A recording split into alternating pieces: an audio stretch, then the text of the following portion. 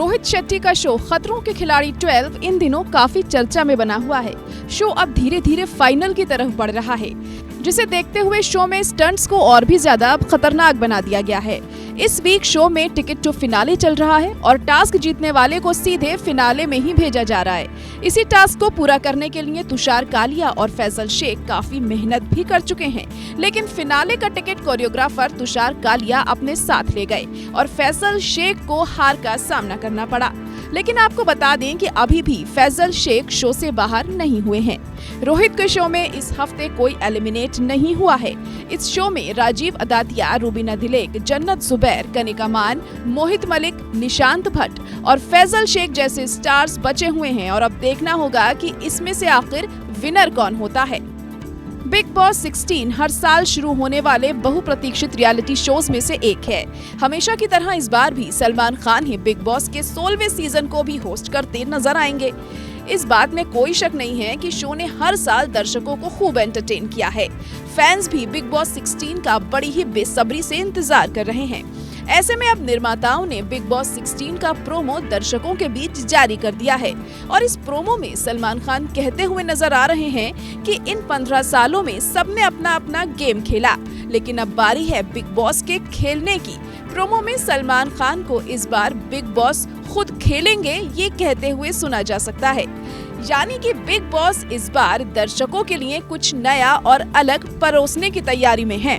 Popular singer Zubin Nautiyal इन दिनों चर्चा का विषय बन गए हैं। दरअसल यूएस में 23 सितंबर को उनका एक कॉन्सर्ट होने वाला था और इस कॉन्सर्ट को लेकर लोगों का कहना था कि जुबिन नौटियाल के कार्यक्रम का ऑर्गेनाइजर भारत का भगोड़ा क्रिमिनल है।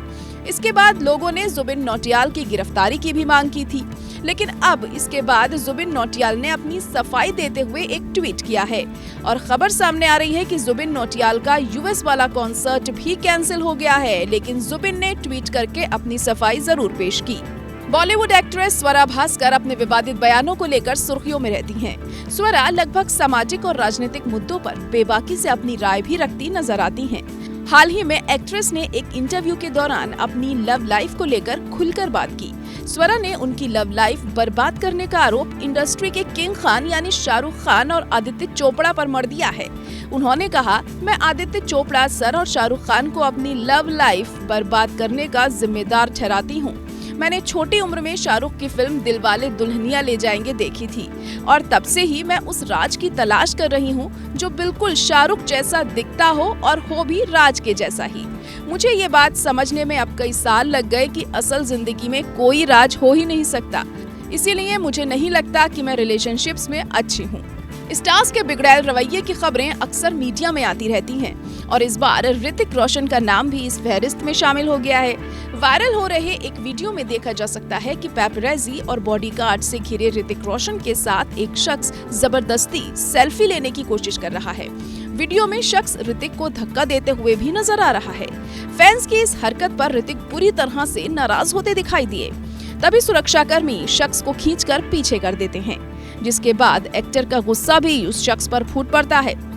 हालांकि उनके इस रवैये को गलत बताया जा रहा है, लेकिन कुछ फैंस ऐसे भी हैं जो उनके सपोर्ट में उतर आए हैं और उनका कहना है कि एक्टर की प्राइवेसी का सम्मान करना चाहिए। और एक यूजर ने तो ये कमेंट में लिखा है कि एक शख्स की प्राइवेसी को ध्यान में रख के ही फैंस को सेल्फी लेनी चाहिए और खास तौर पर जब वह अपने बच्चों के साथ हो। तो बॉलीवुड की खबरों में आज के लिए इतना ही।